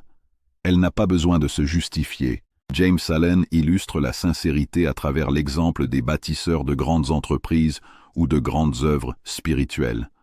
Ceux qui ont fondé des empires durables n'étaient pas des manipulateurs rusés, mais des visionnaires sincères. Leurs convictions étaient réelles, leur passion authentique, leurs paroles fermes. Les faux entrepreneurs, ceux qui simulent la grandeur, finissent toujours par tomber, car la sincérité ne peut être imitée. L'histoire se souvient des authentiques, pas des calculateurs. La sincérité laisse une trace, car elle sème la vérité, et la vérité ne meurt pas. Allen ajoute que la sincérité est inséparable de l'humilité. Être sincère, c'est accepter de ne pas tout savoir, de pouvoir se tromper, de rester ouvert à l'apprentissage. L'homme sincère ne prétend pas être parfait, il cherche à être vrai. Il ne s'impose pas par l'orgueil, mais par la clarté de son être. Sa sincérité rend sa parole plus forte que celle des vaniteux, car elle est portée par l'expérience vécue. Celui qui reconnaît honnêtement ses erreurs inspire plus de respect que celui qui cherche à paraître infaillible. La sincérité, en cela, est la voie de la sagesse. Être sincère avec soi-même, c'est aussi ne pas se raconter d'histoires. Combien d'hommes échouent, non parce qu'ils manquent de talent, mais parce qu'ils refusent de voir la vérité en face. Ils s'accrochent à des illusions, à des excuses, à des rationalisations. Allen écrit que « le premier pas vers la richesse est la reconnaissance des faits tels qu'ils sont ». La sincérité intérieure nous libère du brouillard de l'auto-tromperie.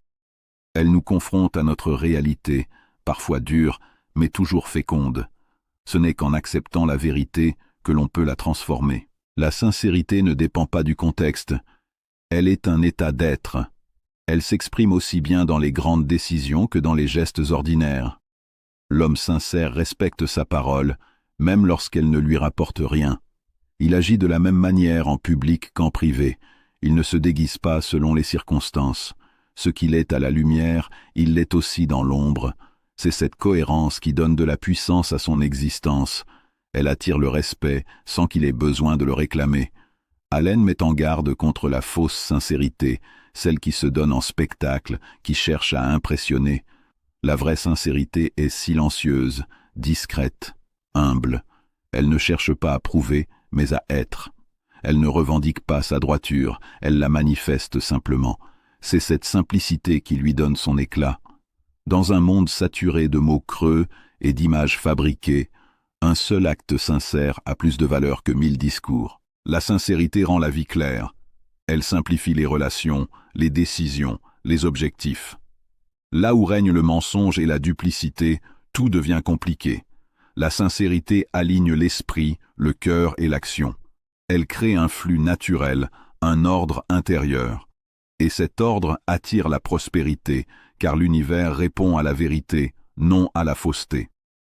Allen affirme que la sincérité est une force magnétique. Elle attire le succès comme la lumière attire les regards. La sincérité donne aussi de la puissance à la parole créatrice. Lorsque l'on parle avec vérité, nos mots portent. Ils ne sont pas vides, car ils sortent d'un cœur aligné. L'homme sincère ne parle pas beaucoup, mais lorsqu'il parle, il touche. Il ne promet pas des miracles, mais ce qu'il dit se réalise, car sa parole est connectée à la réalité. Sa sincérité lui donne un pouvoir d'influence profond et durable. Dans la vie spirituelle, la sincérité est le seuil de toute transformation. Aucun progrès intérieur n'est possible sans elle. Celui qui prie sans sincérité, médite sans vérité, ou agit pour paraître bon, se trompe lui-même. La sincérité ouvre la porte de l'authenticité, et l'authenticité ouvre celle de la sagesse. Tous les maîtres spirituels, de Bouddha à Jésus, de Socrate à Gandhi, ont incarné cette sincérité absolue. Ils ne disaient pas ce qui était populaire, mais ce qui était vrai. Et c'est pourquoi leur influence traverse les siècles. Allen conclut que la sincérité, loin d'être une naïveté, est la plus haute forme d'intelligence morale. L'homme sincère voit clair, agit droit, avance sans peur. Il ne dépend pas du regard des autres, car il a trouvé en lui-même la paix de la vérité.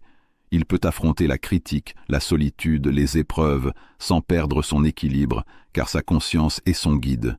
La sincérité le rend invincible, non par la force, mais par la transparence. Être sincère, c'est donc être libre. Libre du mensonge, du paraître, de la peur.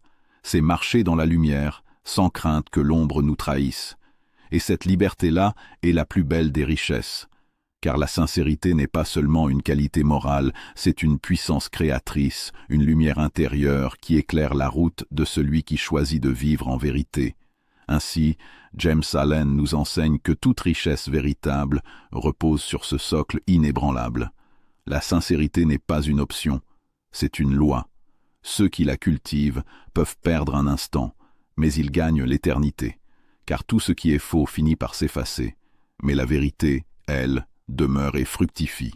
Celui qui vit sincèrement n'a plus besoin de chercher la richesse, il en devient la source.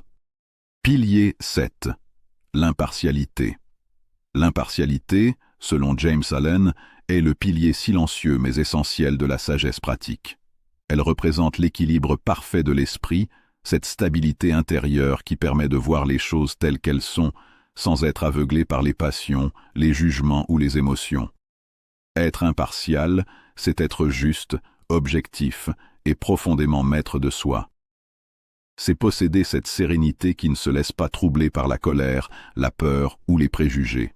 L'impartialité n'est pas une froideur du cœur, mais une clarté de l'intelligence.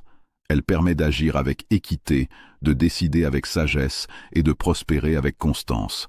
Allen affirme que l'impartialité est le fondement de la sagesse pratique, car sans elle, toute décision devient instable, toute action risquée, tout jugement faussé. Être impartial, c'est se libérer des extrêmes. Le monde est rempli de jugements hâtifs, d'opinions passionnées, d'attitudes tranchées. Chacun croit détenir la vérité et condamne l'autre pour penser différemment. L'homme ordinaire réagit à tout selon ses émotions. L'homme sage, lui, observe, comprend, évalue. Il sait que la colère brouille la raison, que l'attachement aveugle déforme la réalité. L'impartialité, c'est cette capacité rare de garder la tête froide quand les autres s'enflamment, de voir la situation sous tous ses angles avant de choisir une voie. C'est une qualité d'équilibre, de mesure, de calme. Et sans calme, il n'y a pas de vraie richesse. James Allen écrit que la richesse durable se bâtit sur la justice intérieure. Cela signifie que celui qui est juste attire naturellement la prospérité, parce que ses décisions sont saines et ses relations solides. L'homme partial, en revanche, détruit ce qu'il construit. Il favorise les uns par préférence, il juge les autres sans compréhension, il agit selon son humeur. Rien de stable ne peut naître d'un esprit instable. L'impartialité crée la stabilité, parce qu'elle repose sur la vérité et non sur l'émotion.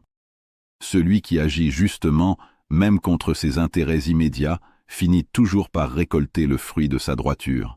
L'impartialité, chez Allen, n'est pas seulement une qualité intellectuelle, mais une discipline morale. Elle demande de la vigilance et une constante auto-observation. Elle implique de reconnaître ses propres biais, ses propres attachements, et de ne pas les laisser gouverner son jugement. L'homme impartial ne nie pas ses émotions, mais il ne s'y soumet pas. Il les observe, les comprend, puis agit selon la raison supérieure, celle du bien et de la vérité. Cette maîtrise intérieure est une forme de puissance. Celui qui reste calme quand tout s'agite autour de lui possède déjà un avantage immense. Il peut voir clair là où les autres sont aveuglés. Être impartial, c'est refuser de juger selon les apparences. C'est comprendre que chaque être agit selon son niveau de conscience et ses circonstances. C'est voir la complexité du réel sans tomber dans le cynisme ni dans la naïveté.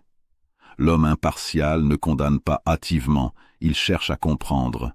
Il ne se laisse pas emporter par la sympathie au point de perdre sa lucidité, ni par la colère au point de perdre sa justice. Il incarne le juste milieu, non pas la tiédeur, mais l'équilibre. Il ne favorise ni ne rejette sans raison. Il agit selon la vérité perçue, non selon ses préférences. Allen remarque que cette impartialité est rare parce qu'elle exige la maîtrise de soi. Tant que l'homme est esclave de ses émotions, il ne peut être juste. L'ego veut avoir raison, veut dominer, veut protéger ses intérêts. L'impartialité, elle, transcende l'ego. Elle se place au-dessus des querelles de l'orgueil et de la vanité. Elle cherche non pas à gagner un débat, mais à découvrir ce qui est juste. C'est pourquoi les grands esprits, les sages, les juges véritables ont toujours cultivé cette qualité. Ils savent écouter avant de parler, comprendre avant de conclure, et agir avec prudence plutôt qu'impulsivité. Dans la vie quotidienne, l'impartialité se manifeste dans les petits gestes autant que dans les grandes décisions. Être impartial, c'est traiter les gens avec équité, sans favoritisme ni préjugés. C'est donner à chacun ce qu'il mérite, ni plus ni moins. C'est refuser les préférences injustes, même lorsqu'elles nous arrangent. Allen souligne que l'homme impartial ne fait pas de différence entre le riche et le pauvre, le puissant et le faible.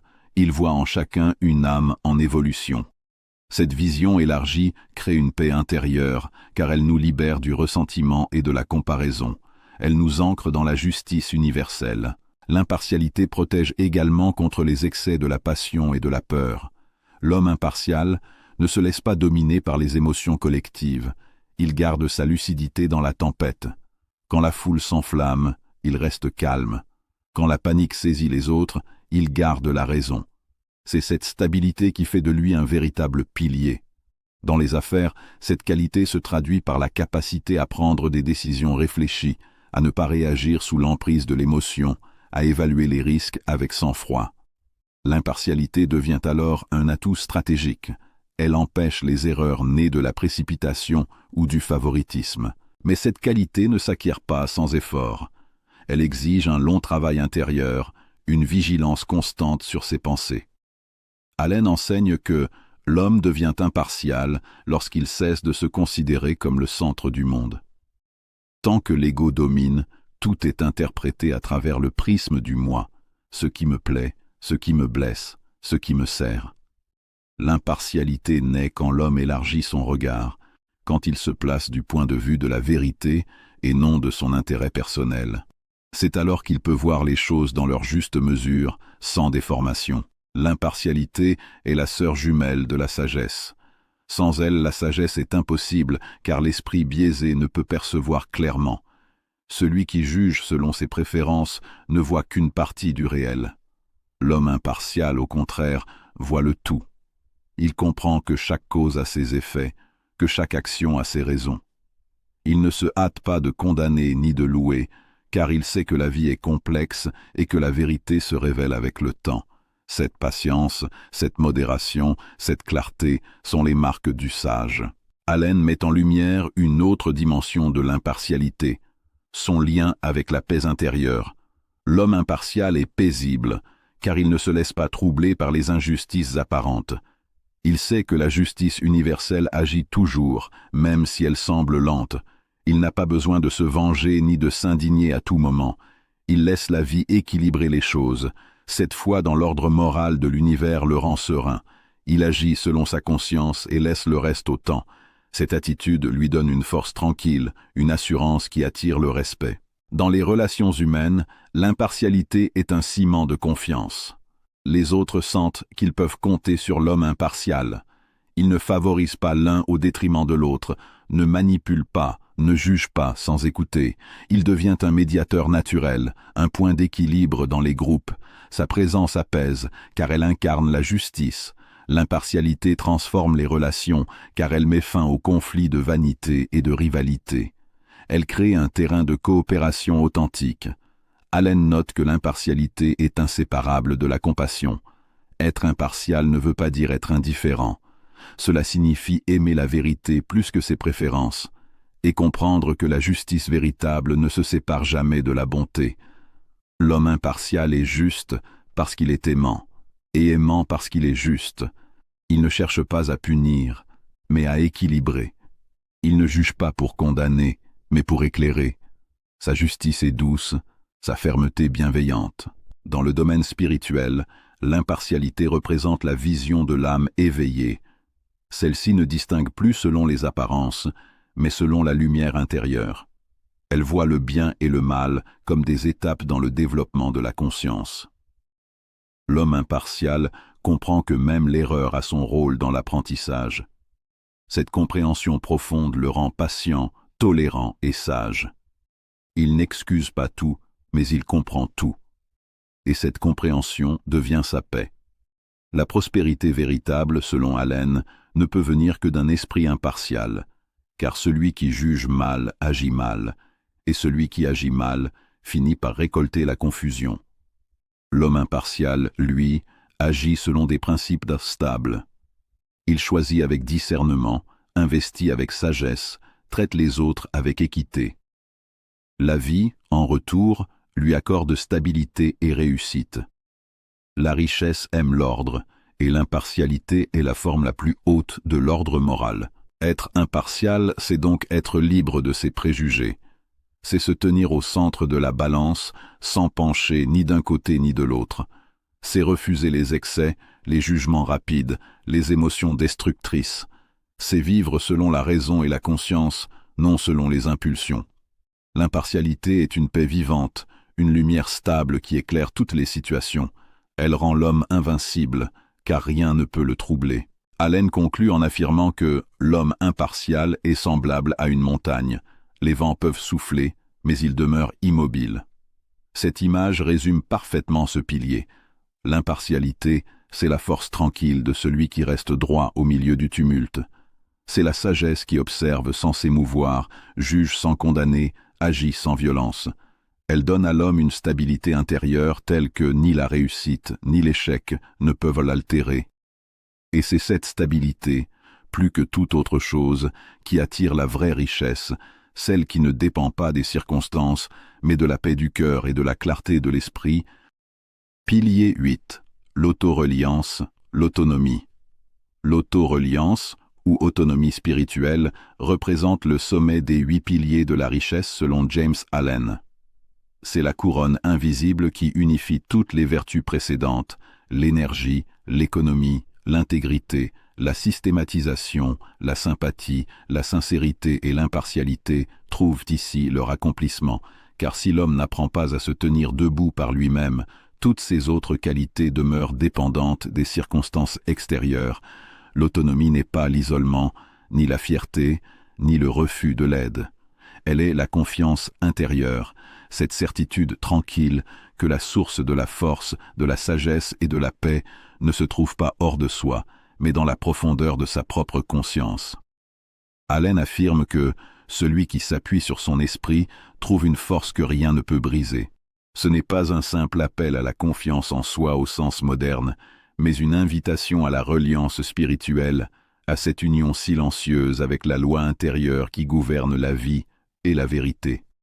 Être autonome, c'est cesser d'attendre que les autres nous disent qui nous sommes, ce que nous valons, ou ce que nous devons faire. L'homme dépendant change d'opinion au gré du vent. Il cherche constamment validation, approbation, sécurité dans les regards extérieurs. Il veut être aimé, compris, soutenu, mais cette quête d'approbation le rend esclave. Tant qu'il cherche sa force à l'extérieur, il demeure vulnérable. L'homme autonome, lui, s'écoute de l'intérieur. Il est guidé par une conscience claire, par une boussole morale qui ne dépend pas de l'opinion publique. Il peut écouter les conseils, apprendre des autres, mais sa décision finale vient de lui.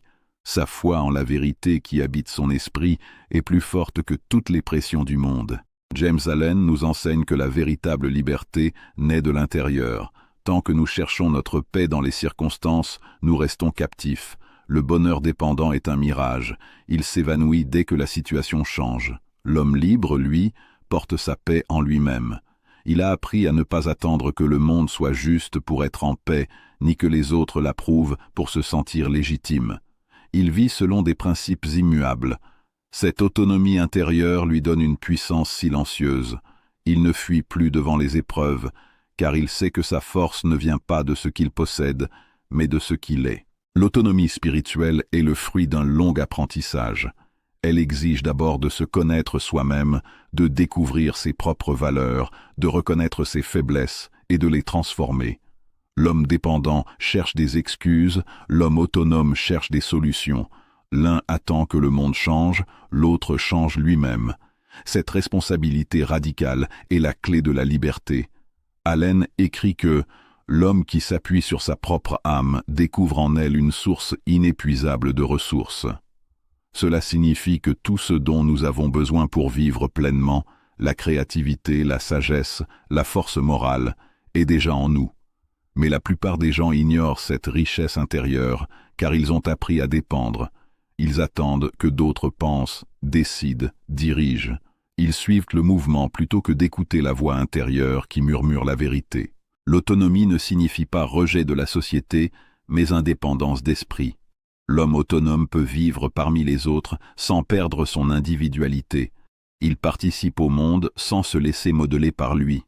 Il apprend à dire non, non par rébellion, mais par fidélité à sa conscience. Cette fidélité à soi-même est la plus haute forme de liberté. Elle ne s'oppose pas à la coopération, car un homme libre n'est pas un homme égoïste. Au contraire, parce qu'il n'attend rien des autres, il peut donner sans calcul, aimer sans peur, servir sans servitude. L'autonomie est le fondement de l'amour véritable, car on ne peut aimer pleinement que depuis un espace de liberté intérieure. Allen souligne que la dépendance mentale est la racine de la faiblesse humaine.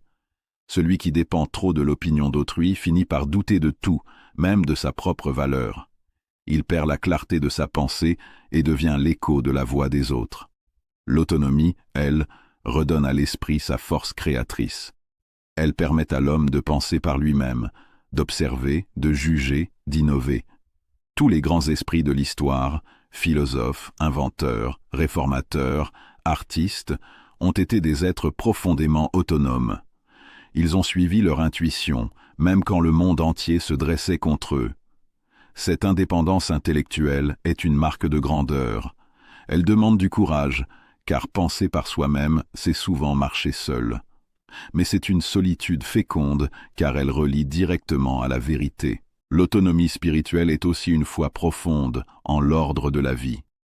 L'homme autonome n'est pas inquiet de l'avenir, car il sait qu'il possède en lui la capacité de s'adapter, d'apprendre, de rebondir. Il n'attend pas la chance, il crée les conditions de sa réussite. Cette confiance tranquille lui permet d'affronter les épreuves sans désespoir.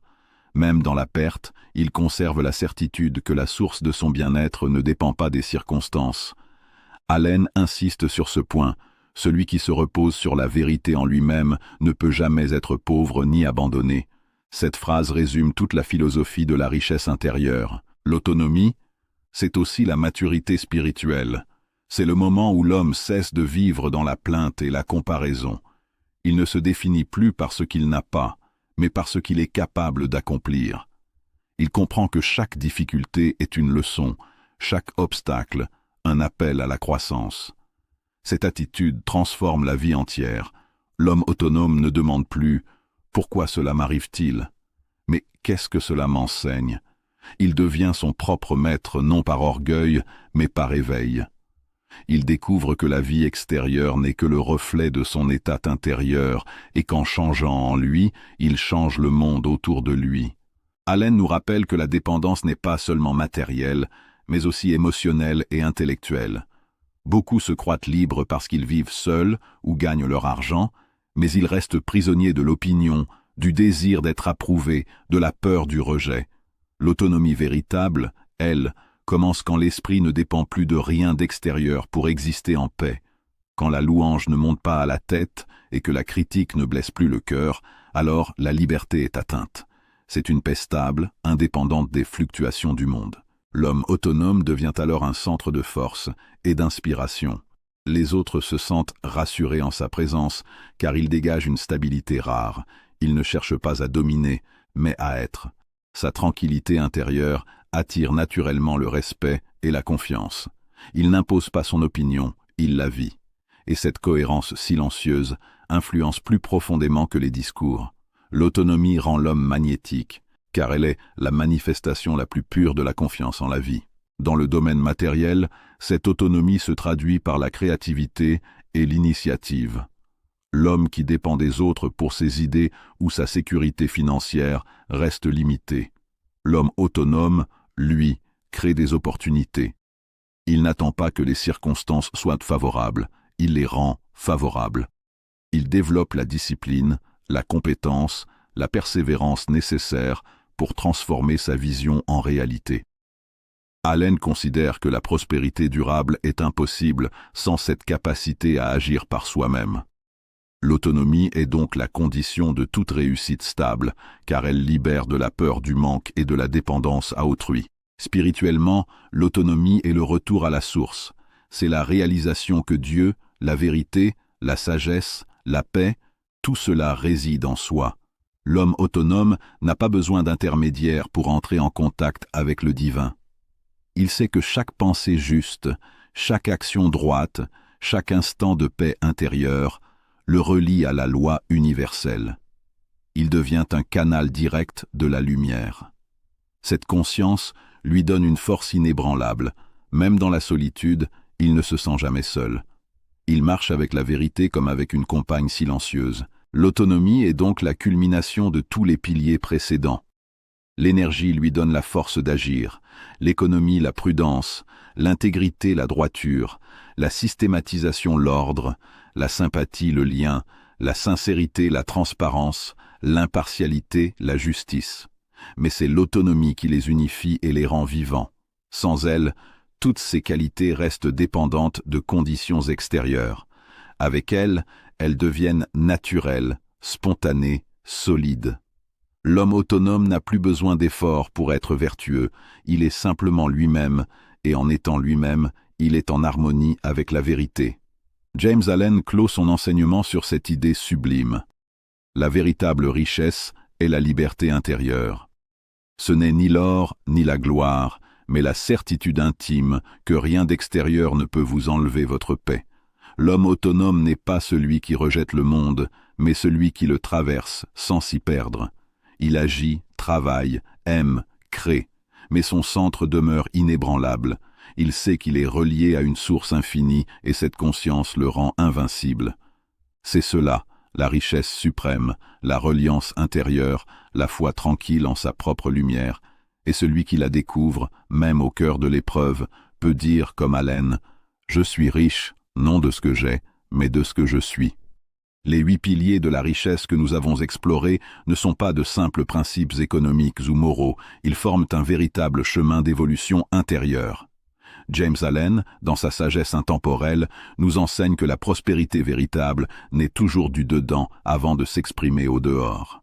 L'énergie, l'économie, l'intégrité, la systématisation, la sympathie, la sincérité, l'impartialité et l'autoreliance sont les marches successives qui mènent l'être humain de la confusion vers la clarté, de la dépendance vers la liberté, du désordre intérieur vers l'harmonie. Ces 8 vertus sont comme les cordes d'une lyre spirituelle, chacune a sa vibration propre, mais ensemble elles produisent une musique d'équilibre et de paix. Elles ne sont pas des règles figées, mais des lois vivantes, des forces qu'il nous appartient d'éveiller et de nourrir chaque jour. La richesse, nous dit Allen, n'est pas un résultat, mais une conséquence. Elle n'est pas ce que nous poursuivons, mais ce qui nous suit lorsque nous devenons justes, ordonnés et sincères. L'homme riche intérieurement attire naturellement la prospérité extérieure, car sa pensée, son caractère et ses actes vibrent à l'unisson de la loi du bien. C'est pourquoi la véritable réussite ne se mesure pas à ce que l'on possède, mais à ce que l'on est devenu. Celui qui a cultivé l'énergie ne recule plus devant les épreuves. Celui qui a appris l'économie ne craint plus la perte. Celui qui vit avec intégrité n'a plus à se défendre. Celui qui a organisé sa vie trouve la paix dans l'ordre. Celui qui pratique la sympathie attire des cœurs fidèles. Celui qui vit dans la sincérité inspire la confiance. Celui qui agit avec impartialité devient un phare de justice. Et enfin, celui qui a découvert l'autoreliance, la confiance en sa lumière intérieure, devient libre, libre de tout attachement, de toute peur, de toute dépendance. Allen ne décrit donc pas la richesse comme un objectif à atteindre, mais comme un miroir. Ce miroir reflète la qualité de notre être, la pureté de nos pensées, la stabilité de notre caractère. Si notre monde extérieur est chaotique, c'est que notre monde intérieur manque d'ordre. Si nos relations sont troubles, c'est que notre cœur n'est pas encore clair. Si notre succès est instable, c'est que notre fondation intérieure vacille encore. Mais la bonne nouvelle, c'est que tout peut être transformé, car ces 8 piliers ne sont pas des dons réservés à quelques-uns. Ils sont accessibles à quiconque désire sincèrement évoluer. Ce sont des graines divines plantées en chacun de nous, prêtes à croître dès que nous les arrosons par la discipline, la réflexion et la foi. La richesse, dans le sens qu'en donne James Allen, n'est pas une accumulation de biens, mais un rayonnement de l'être. C'est la paix d'esprit, la clarté du cœur, la confiance tranquille en la loi de la vie. C'est la capacité de marcher droit au milieu de la tempête, de travailler avec joie, de donner sans peur, d'aimer sans attendre. C'est cette noblesse silencieuse qui émane de l'âme en harmonie avec elle-même. Chaque pilier est une étape vers cette harmonie, une facette de la perfection intérieure. Ensemble, ils dessinent le portrait de l'homme accompli, celui qui a compris que la richesse n'est pas une question de possession, mais de position, la position de l'esprit aligné sur la vérité. Alors, à toi qui écoutes ces paroles, James Allen t'invite, et moi avec lui, à ne pas te contenter de comprendre ces 8 piliers, mais à les vivre. Ne cherche pas à les appliquer tous d'un coup. Choisis-en un, celui qui te parle le plus aujourd'hui, et fais-en ton point de départ. Si c'est l'énergie, commence par discipliner ton corps et ton esprit. Si c'est l'intégrité, engage-toi à être vrai en toutes choses. Si c'est l'auto-reliance, apprends à écouter ta propre voix au lieu de celle du monde. Peu importe lequel tu choisis, car chacun conduit aux autres. Pratiquer une vertu, c'est éveiller toutes les autres. Et petit à petit, sans t'en rendre compte, tu verras ta vie s'ordonner, ta pensée se clarifier, ton cœur s'apaiser. Rappelle-toi toujours cette phrase essentielle. La richesse n'est pas un résultat, c'est un reflet de ce que nous devenons. Ce que tu cherches à l'extérieur se construit d'abord à l'intérieur. Le vrai trésor n'est pas au bout du chemin, il est dans la transformation même que le chemin provoque. En cultivant ces 8 piliers, tu bâtis un temple invisible, celui de ton être profond, où règne la paix, la clarté et la liberté. Et si ce message t'a inspiré, si tu sens qu'il résonne avec quelque chose de profond en toi, alors je t'invite à poursuivre ce voyage avec moi. Découvrons ensemble d'autres trésors oubliés de la sagesse universelle, d'autres livres qui, comme celui-ci, nous rappellent que le pouvoir le plus grand n'est pas dans le monde, mais dans l'esprit. Abonne-toi, non pour suivre une chaîne de plus, mais pour entretenir chaque jour la lumière de ta propre évolution. Parce qu'en fin de compte, la véritable richesse, c'est de devenir celui ou celle que tu étais destiné à être.